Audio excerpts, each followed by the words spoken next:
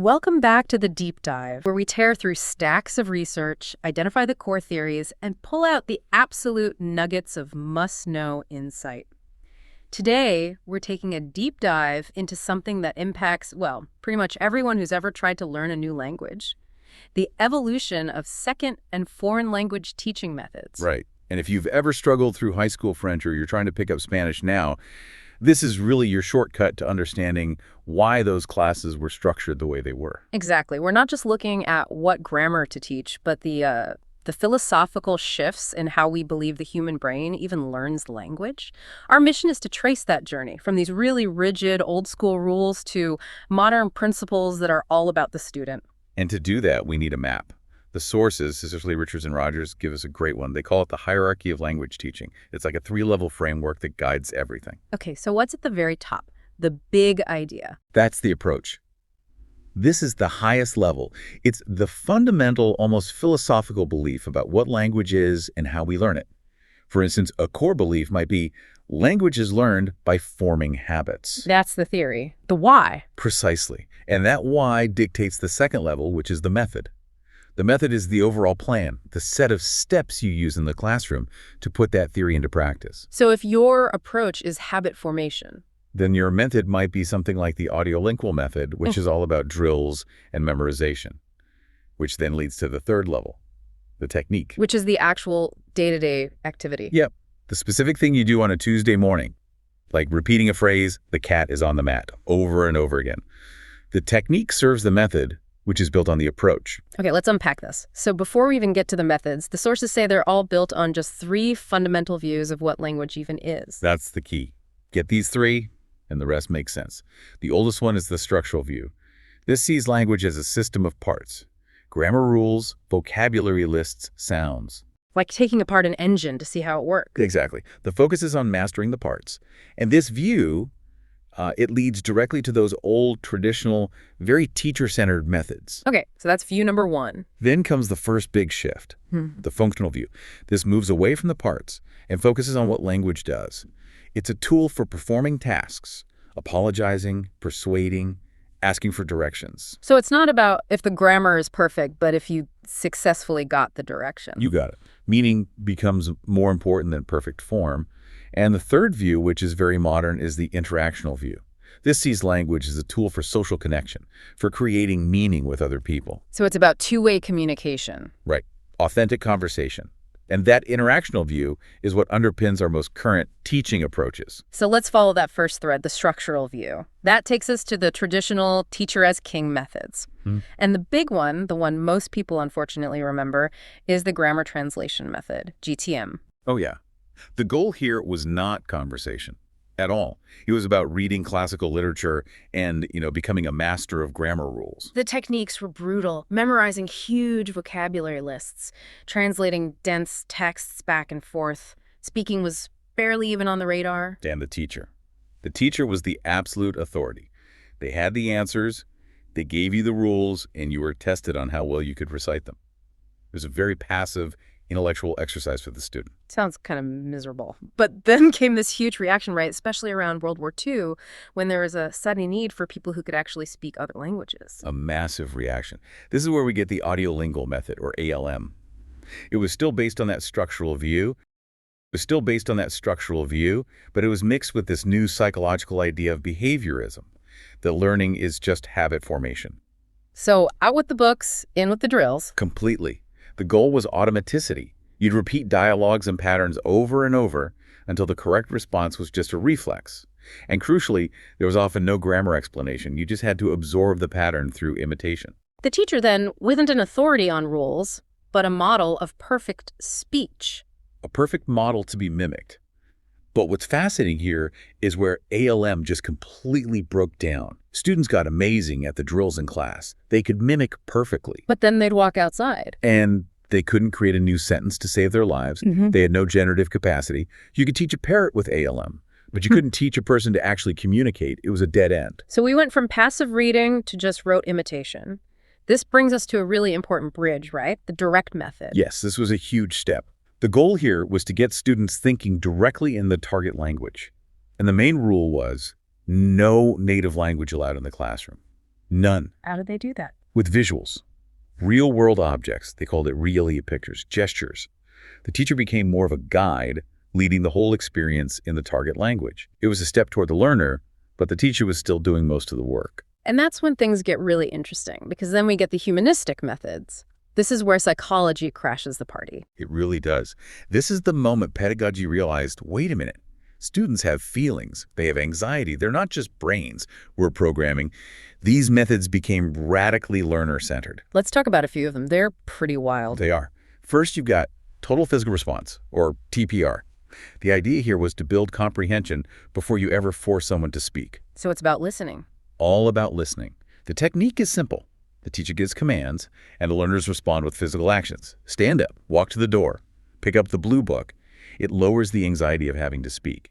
Okay, then there's Suggestopedia, which sounds a bit out there. The goal was to overcome mental barriers and make learning feel easy. Exactly. This is the one that used like soft lighting and Baroque music in the background. The idea was to create this super relaxed, safe, almost childlike environment to lower what they called the affective filter and help the brain just information. Wow. And then maybe the most extreme example, the silent way. I just find this one amazing. The teacher is silent. Mostly silent, yeah. The goal is total student independence and problem solving. The teacher uses things like colored rods and charts. If a student makes a mistake, the teacher might just silently point to a color on a chart that represents that sound, and the student has to figure it out. Self-correction. The teacher becomes a silent facilitator. Right, and here's where it gets really interesting. Just look at that evolution. The teacher's role goes from the all-knowing authority in GTM, who lectures constantly, to the silent facilitator who barely speaks. It's a total revolution in who holds the power in the classroom. That revolution really brings us into what people call the post-methods era, the idea that one single method isn't the answer. Exactly. Flexibility is everything. And this leads us to the two big approaches that dominate today, both built on those functional and interactional views of language. First up, the one that completely redefined the modern classroom, communicative language teaching, or CLT. The goal of CLT is simple. Can you communicate effectively in a real-life situation? That's it. The philosophy is you learn to communicate by communicating. Not by studying the rules first. Right. And this is where we get the huge shift to function over form. It means that getting your message across is more important than perfect grammar. If you manage to buy a train ticket, even with a few errors, that's a win. And CLT is famous for those activities that force you to talk, like the information gap. Yes, that's a classic. You and a partner each have a picture or a schedule with different missing information. The only way to complete the task is to talk to each other to get the information you need. It makes communication necessary, not just an option. Or the jigsaw activity, where Wow. each person in a group becomes an expert on one piece of a puzzle and has to teach it to the others. Again, you can't succeed without speaking. Okay, and building on that, we get task-based language teaching, TBLT. How is that different from CLT? It's a subtle but really important distinction. While CLT is about interaction, TBLT is about completing a meaningful task that results in an end product. Like a project. A project, exactly. You're not just role-playing a meeting. You're working together to create a final travel brochure or solve a logic puzzle or design a new policy. You use language to achieve a real-world, non-linguistic goal. And the sources lay out a clear framework for this, right? The Willis model. Yep, a three-stage cycle. Before the task, the teacher sets it up, introduces the topic. During the task, students work together, and the teacher just facilitates, helps out. And then, after the task, the students present their work. And this is the key part. Okay. The teacher listens to their presentation, analyzes the errors they made, and uses that analysis to plan the next grammar or vocabulary lesson. It's diagnostic. That's so smart. It's responsive. Which brings us to this final, really strategic idea from the sources, H.D. Brown's argument that we should be guided by principles, not rigid methods. That's the modern handbook for teachers. Brown lays out about 12 principles, but we can group them into three key areas: the mind, the heart, and the language itself. Let's start with the mind, the cognitive principles. Two of these are absolutely critical. First is meaningful learning. Basically, if you can't connect new information to something you already know, you'll forget it.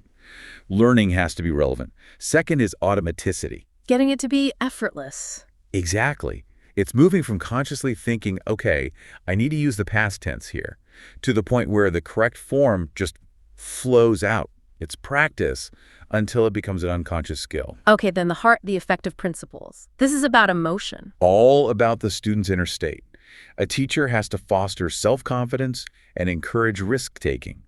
Students need to feel safe enough to try speaking and make mistakes without being embarrassed. And this is where that idea of the language ego comes in. What is that exactly? It's this fascinating concept that when you speak a new language, you're almost adopting a new, more vulnerable identity. It feels awkward, like you're a child again.